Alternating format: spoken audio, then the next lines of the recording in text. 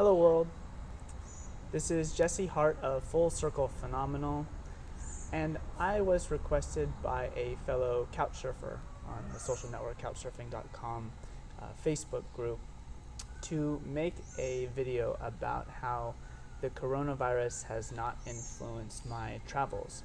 My partner Catherine and I have been driving around the world since January 2020, and it was only up until we got to the Guatemalan border in southeastern Mexico that we were met with the quarantine that Guatemala had just put up a day before we got there. So this is a video not just about how to avoid the coronavirus, but all viruses in general. Now, we all know, obviously, from our education that we should be washing our hands, keeping very clean, focusing on social distancing, staying at home. But there's something deeper that needs to be addressed, and that is the source of the virus and the viruses in general, all relating and going back to unethical consumption.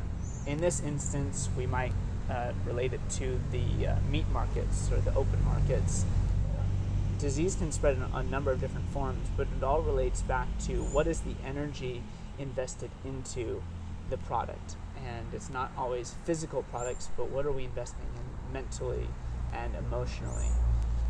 As these are the foundation of how we are actually existing and what we base our actions off of.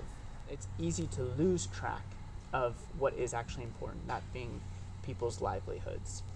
And though we naturally will experience a contrast in our lives, everybody gets sick, everybody gets well, still there is definitely running themes and patterns towards people who are well and are constantly well. I haven't been sick for many years, and when I do start to feel sick, there's a number of different things that I can do, namely just having a large dose of fresh squeezed lemon juice or lime juice, as that will balance out the pH in my digestive tract, and no virus can survive in those sort of conditions. We are all energy, and so everything that we consume is in relation of ourselves. We really have to begin to discipline ourselves individually. It's not so much a good comfort zone to be able to just surround ourselves with a collection of people who have the problems, as that is going to continue to feed the unethical, problematic mental and emotional consumption. People just passing around the energy of the problematic situation. Only acknowledging the problem for a split second is really all that we need in order to begin to stop that and cultivate a solution or potential solutions, which always is going to, what am I eating? What am I consuming? Who am I surrounding myself with? What sort of energy is being invested in me, and what sort of energy am I investing outwards? It's a discipline. Just like any skill, it improves over time. You start by reading food labels. If it doesn't seem like there's much love, but rather just profiteering sort of energy invested in your food, you have to stop this at the source, at yourself, and choose not to participate and consume in these sort of things.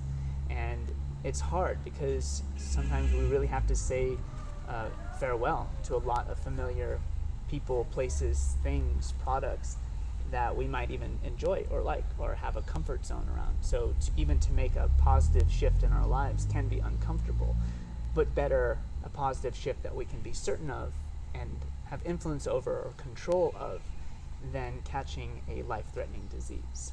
So it's been working for me. It's been working ever better all the time, and I've devoted my life to teaching it through wellness consulting, also true yoga practice, focusing on all the inner happenings of the mind and the body and the breath, as our reality is actually more inside here and in here than it is out there. It starts in here, and then we understand what it is out there.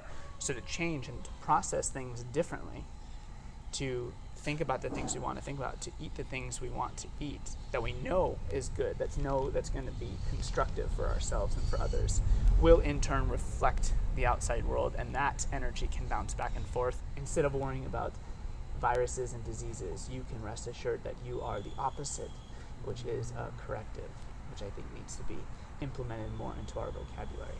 A corrective. Something that's just like a virus, but instead of influencing things negatively or deconstructively, they influence things positively or more constructively. Thank you for your time and energy invested in me. Take care.